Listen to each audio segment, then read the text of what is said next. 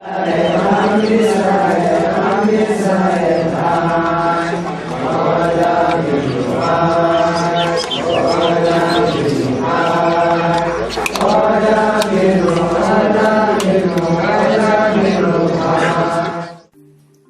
population of Jewish people has existed in Ethiopia for over 2,000 years. They call themselves Beta Israel, House of Israel. Their Ethiopian and Arab neighbors call them Falasha, meaning exile or stranger. To us in the West, their way of life seems primitive. Yossi Vasa, an Ethiopian Jew and playwright, comments on his experiences in Ethiopia. What was life like in the village where you grew up in Ethiopia? It's very different. It's very different, especially from this place in Times Square. It's natural. The people lives in a very like in the ancient times. They build everything by their own hands. And they have fields and cows and sheep. So it's very different. It's a wild. Mm-hmm. And also the weather changes all the time. Mm-hmm. The Beta Israel mostly settled in small villages in the mountainous northwestern part of Ethiopia known as Gondar. Families lived in mud huts called tukul, and each village built a larger mud hut which served as the village synagogue. The Beta Israel had no electricity or running water. They were farmers, blacksmiths, and craftsmen.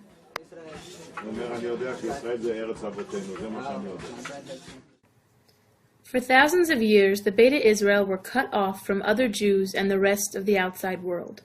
This was a result of their geographical isolation and the often hostile neighboring states. During these years of isolation, intermarriage, and frequent oppression, the Beta Israel were passionately observant Jews. Since their isolation began long before the Talmud was ever written, they practiced a literal form of biblical Judaism, unaffected by rabbinic interpretations. Their religious leaders are called Kesim, but act more like the Kohens, priests of the Bible rather than teachers. They read from a Torah or Orit written in the liturgical language of Gez. In Ethiopia we call the rabbi Kes. It's just the name of in our language. And the difference is actually that we used to practice as it used to be in the Bible time. And it's different from the other Judaism. Like when women has her period time, she's isolated. There is a place she go there and lives there for that period of time with other women also. And it's a kind of a vacation for them, but it's how it's written in the Bible. Through their lengthy existence, one of the central goals and sacred ambitions of all Beta Israel was to one day return to Jerusalem. The destination of the Beta Israel is clear, but their origin is shrouded in mystery. How did these unique people end up in Africa? There are several theories. One of the chief legends of the Ethiopians, not just the Jews, but the Ethiopians in general, is that their queen, who was the Queen of Sheba, visited King Solomon. Now that's in the Bible. That great visit is a famous Bible story. According to the Ethiopian version, the queen came home pregnant by King Solomon, and when she had a son, Menelik, she sent him to Solomon to be taught how to be a great ruler. Solomon kept him in his palace, taught him, and when Menelik, the son, went back to Ethiopia, he was accompanied, according to the Ethiopians, by 1,000 Jews from each of the 12 tribes to bring Judaism to Ethiopia and help him rule.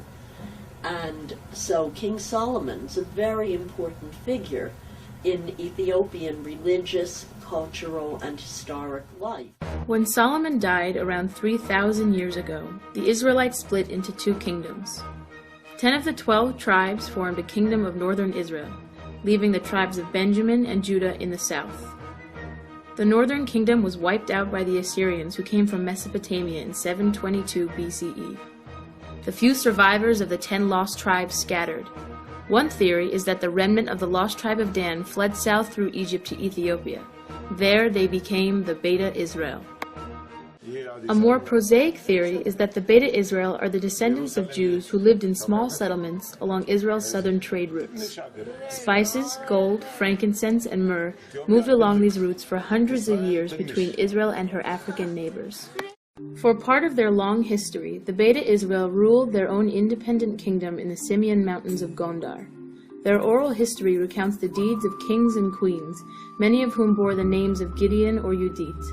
1,000 years ago, one particularly fierce warrior queen, Judith, conquered a large part of the Aksum Empire in Ethiopia. By the Middle Ages, however, the Beta Israel were outnumbered and worn down from the constant fighting with their Christian and Muslim neighbors. They were finally overcome in the 15th century, and most of their written records were burned. Since then, they have been subject to discrimination and increasing anti-Semitism.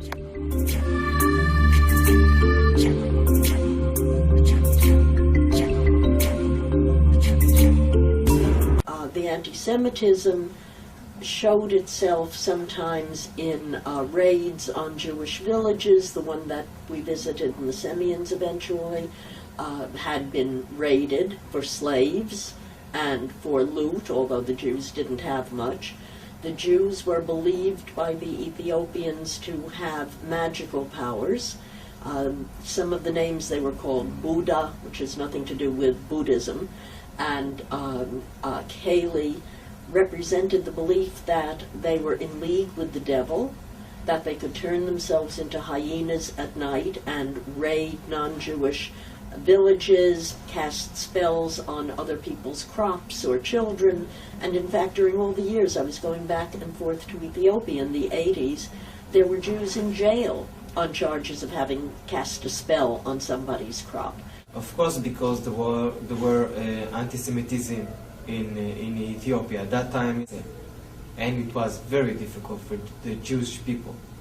And they used to call us falasha, which means strangers. You know, when they gave the lands to everyone, the Jewish people was the last in the line. And you know, they call you Buddha, which means, you know, you have like a different power, and it was very difficult. After thousands of years of a primitive, isolated existence during which they believed they were the only Jews on earth, the Beta Israel were finally rediscovered by the modern world.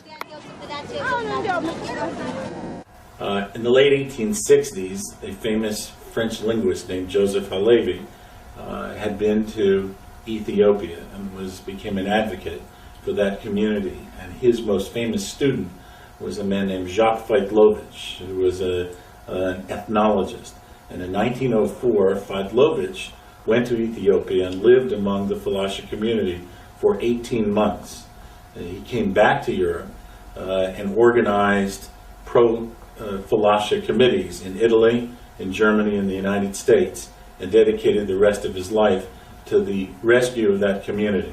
Feitlovich came up with three critical ideas. First was he believed that the rescue of the Falasha depended upon their receiving modern education and their reintroduction to and connection with world Jewry. And the third critical idea that Feitlovich introduced was the notion that ultimately Ethiopian Jewry could only be rescued by Aliyah to Israel.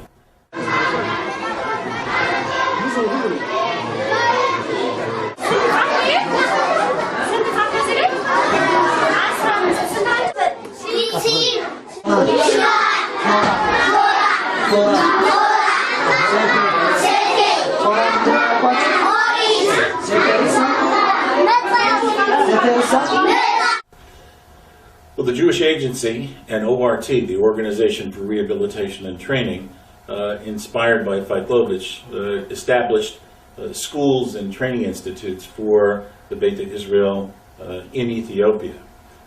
Ultimately, a group of young, promising Ethiopians was taken to Israel and reared there, trained there, and learned to speak Hebrew. And one of them is my very close friend, Baruch Tegenye. And Baruch was sent back to Ethiopia as an agent of the Israeli Secret Service, the Mossad, and helped to smuggle out of Ethiopia the first Jews who then came to Israel. Conditions continued to worsen for the Jews during the 1970s and came to a head with the Ethiopian Revolution in 1974. There was a coup d'etat, a communist Soviet-backed coup d'etat in Ethiopia. And Emperor Haile Selassie was deposed, and a colonel named Mengistu Mariam became the communist dictator of Ethiopia. After Mengistu took over in 1974, he introduced a system of communist collectivization of villages, and the Jews were dispossessed of their land, and their Christian and some Muslim neighbors were forced together with them. And as a result, they were subject to much more persecution, and the practice of Judaism and the teaching of Hebrew both became crimes. About 2,500 Jews were killed by communist forces, and another 7,000 to 9,000 were made homeless. In these dire circumstances, desperate Falashes began the hazardous escape trekking through the Simeon Mountains to Sudan. Get out of Ethiopia meant risking your life to escape over the border. Sudan has a big, big border with Ethiopia. It is not a well-defended border, though it's a very dangerous one because of the armed bandits and the skirmishes between Ethiopians and Sudanese. But if you could get over that border and get into UN refugee camps there, the Jews were gradually becoming more and more aware that Israelis would try to pick them up and take them out. My name is Yafa Tegenye, the daughter of Baruch Tegenye, who was a political activist and one of the first Ethiopian Jews to come to Israel. My father was sent in to Sudan because he knew the territory. He also used to work in the refugee camps, he used to do head counts, he used to go into Ethiopia and make lists of who was Jewish, who was coming, because there's a lot of refugees who want to leave Ethiopia, and it's very hard to distinguish who is Jewish and who's not. They weren't taking the Ethiopians out at the rate that they should have been, I believe, in the 70s, and what they could have been. Also, geopolitically, it was very complicated because again, Sudan is a Muslim country and is officially an enemy of Israel and can't be seen to be helping Israel. At the same time, Ethiopia was essentially selling the Jews in exchange for money. They wanted money and arms because they were in the war as well. The exodus of Jews to Sudan continued through the early 1980s and increased to a torrent in 1984 due to the widespread famine in Ethiopia. Each family, gathered together with other families, and they pay for a guide who probably wasn't Jew, and he took us from the villages in Ethiopia to Sudan by foot, and it wasn't allowed us to do that by the Ethiopian government, and it was also, there was a revolution time in Ethiopia, and we had to walk during the night and hide also from robbers and from soldiers during the day, and it was very difficult. It was very difficult. For my family, it took 3 months. Wow. There were lots lost in Sudan. Each family lost some. Even some families, were wiped out. And I lost my 2 little brothers and my grandma. And when you arrived at the refugee camps, what were your living conditions like? We had tents, and we had to go, a mile or some to bring hot water. and the cross red was there to help us. And it was very difficult. I think people died for for nothing there. It's just because of the conditions, people get ill, and a lot of people died there. Summer of 1984, a great many of the Jews were dying in the refugee camps in Sudan. More Jews died waiting in Sudan than died trying to get out of Ethiopia. Altogether, we figure about 4,000 Jews died. Sometimes entire families that had started out as 11 people, 14 people, 1 or 2 would arrive alive in Israel. Babies died and were buried under the dirt, under the tent or the hut that the Jews were living in, because they were afraid to be seen doing a Jewish funeral in Sudan. The crisis in the Sudanese refugee camps spurred Israeli efforts to rescue larger numbers of the Beta Israel. The Israelis were finally able to enlist the cooperation of the CIA and the United States Embassy in Khartoum. There is speculation that Sudan was bribed with money and arms to allow the Beta Israel to leave. Starting in November of 1984, 35 flights were chartered within 6 weeks to Sudan, rescuing a total of 8,000 Beta Israel Jews and bringing them to Israel. The cover was blown, however, after a media leak, and the operation was terminated early due to Arab nation pressures on Sudan. The early end to Operation Moses left hundreds of Jews behind. They were rescued several months later in a mission led by the CIA. Go in and bring out what we thought were another 2,000 who had been left behind by Operation Moses. They only found about 800, though. Once that was over, Sudan was no longer a possible rescue exit for the Jews. But what about the Jews in Ethiopia? There were thousands and thousands of Jews left behind by Operation Moses. The need for a massive rescue was tremendous. During this period, in the 80s, a civil war that had been going on for a long time, and that was led by people from the province of Tigray in the north and by the people from Eritrea who wanted to secede from Ethiopia, never having felt they were part of Ethiopia. That was getting more and more powerful and dangerous. And the area where the Jews lived, largely up in Gondar province in the northwest, was becoming a battleground. In the late 1980s, the communist Ethiopian government under Mengistu was losing the war with the rebels. They asked foreign powers for aid. The Ethiopians had appealed to Israel for some aid and got some humanitarian aid and perhaps a little more than that from the Israelis, with the requirement that if we give you this aid, you have to let the Jews leave. The Ethiopian government issued a statement saying that Jews with relatives in Israel would be permitted to leave. They had to make their way to the capital city of Addis Ababa. There's one all-weather road from Gondar province in the northwest to Addis Ababa, the capital. Finally, when the road opened because the fighting moved elsewhere, the Jews began to come down that road on every form of transportation that was available, buses, trucks, donkeys, by foot.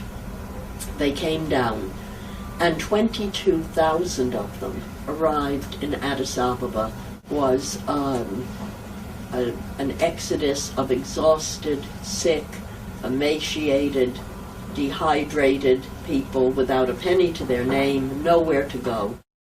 The Jews in Addis Ababa were dying in large numbers. Finally, the Israelis made a deal with Mengistu. Planes could fly into Addis Ababa to remove Jews. Logistics were complicated, however, by the rebel troops closing in on the city. Suddenly, over 20,000 people had to be processed and documented by Israeli and American volunteers prior to boarding the planes. This was done at the Israeli embassy. The grounds were crowded with hungry, frightened, and excited Jews. Nobody knew how long this truce we had was going to last. We had the government army on one side of the city and the rebel army on the other side of the city, and at any moment somebody could start firing a shot and this whole airlift would be over. So the object was to pack as many people as possible onto every plane. And if you have a bundle, that can take up the room that a baby or a small child could be fitted into.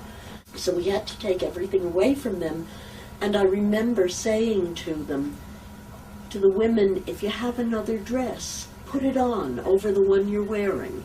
And so you had women pulling a second dress over their heads and a second shama, their shawls around their shoulders. In this day that I'm describing to you, I mean real miracles.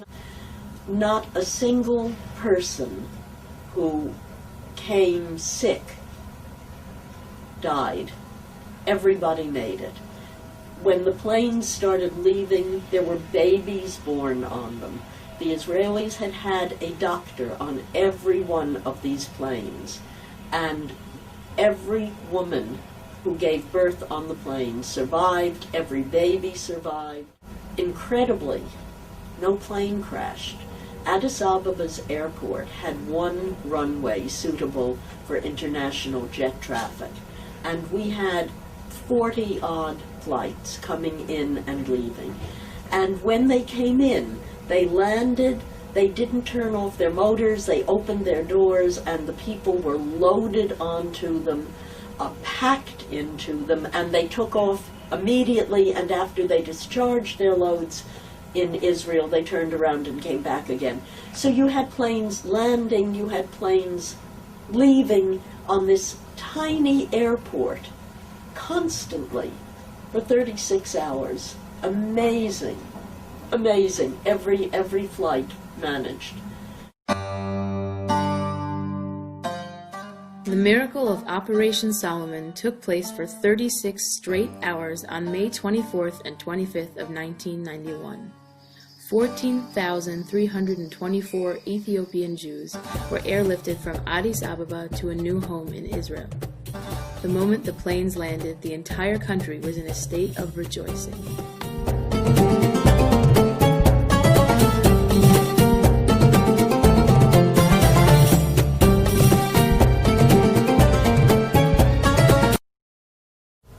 I don't know how to say it. Exciting. It was exciting.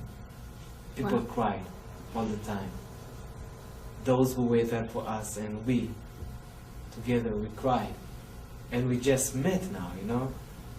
Those people, you know, we saw them and they say, we are in Jerusalem at last. And we say, these are our brothers. And they probably said the same thing to us. How was your transition? Yeah, it was a shock. It was a huge shock.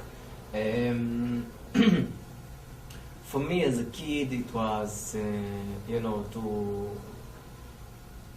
be in Disneyland for the first time. And you got everything, you just open your eyes more and more and more and more. You want to touch everything, even the electricity, you know, we just put our hands there.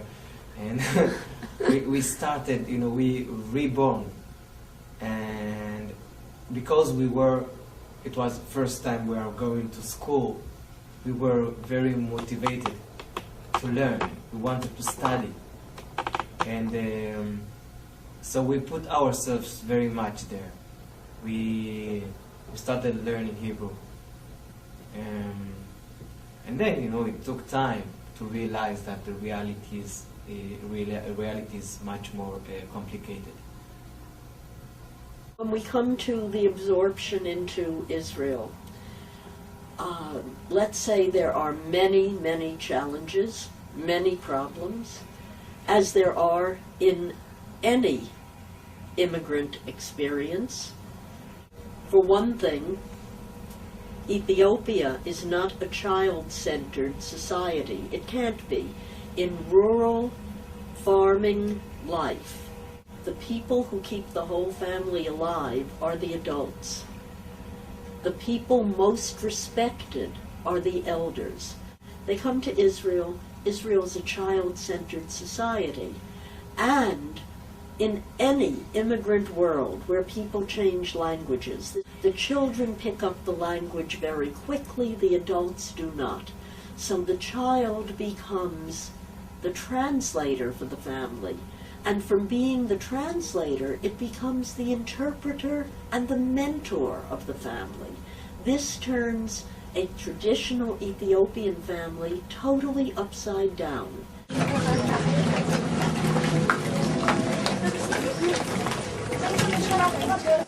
The problem of absorption into Israel is not the only issue facing the Beta Israel. A controversy surrounds the Falash Amura who still live in Ethiopia. They are the descendants of Beta Israel Jews who nominally converted to Christianity in the last 2 to 3 generations.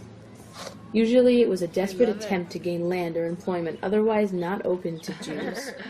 The Beta Israel were officially recognized as Jews by the chief rabbis of Israel in 1972, but the status of the Falash Amura is still unclear. Israel is currently debating whether the Falash Amura have right of return to Israel. Despite the challenges still facing the Beta Israel, there is no doubt that Operations Moses and Solomon saved an entire community of Jews from extinction. So for me, being Israeli is, is my journey, my life, my story. That's why I'm here. I'm telling my story. Jerusalem, it's a holy place. I feel it where each time when I go to Jerusalem. I feel it, and there is God there. So all those things of honey and milk and joy is those things are things that made our people to move. It's not it's a metaphor. It's something that tells that in Israel there are unique people. When the Jews came out of Egypt, we are told that the Red Sea parted and the waters stood like 2 walls while the Jews passed between them. In Operation Solomon, on May 24th and 25th of 1991, 2 great armies that had been fighting each other for years stood like 2 walls on either side of the airport in Addis Ababa while the Jews passed between them. And what was the route that the Jews took to the Holy Land, the Promised Land, the land of Israel? The planes that the Israelis had sent flew north over Gondar province, where the Jews came from, and then turned and flew out over the Red Sea and turned north again over international waters until they could come into Israeli airspace. And so we're told in the Seder that we must think of the Exodus as if each one of us came out of Egypt. And in Operation Solomon, the Jews of our time came out of Ethiopia and crossed the Red Sea on wings of eagles and came home.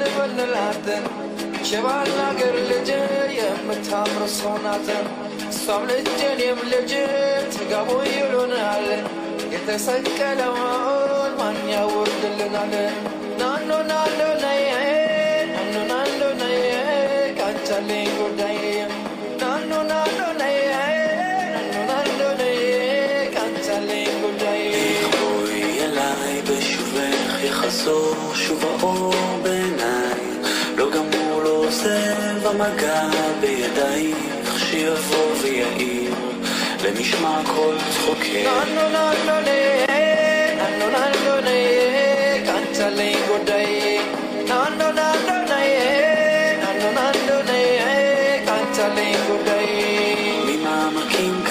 אותי אלייך, בואי אליי מול ירח מאיר דרכך שוב אליי, נפרסו ונמסו מול מגע של ידייך, באוזנייך לוחש שואל מי זה קורא לך הלילה, הקשיבי מי שר בקול אלייך אל חלומך, מי שם נפשו שתהי מאושרת, מי ישים יד ויבנה את ביתך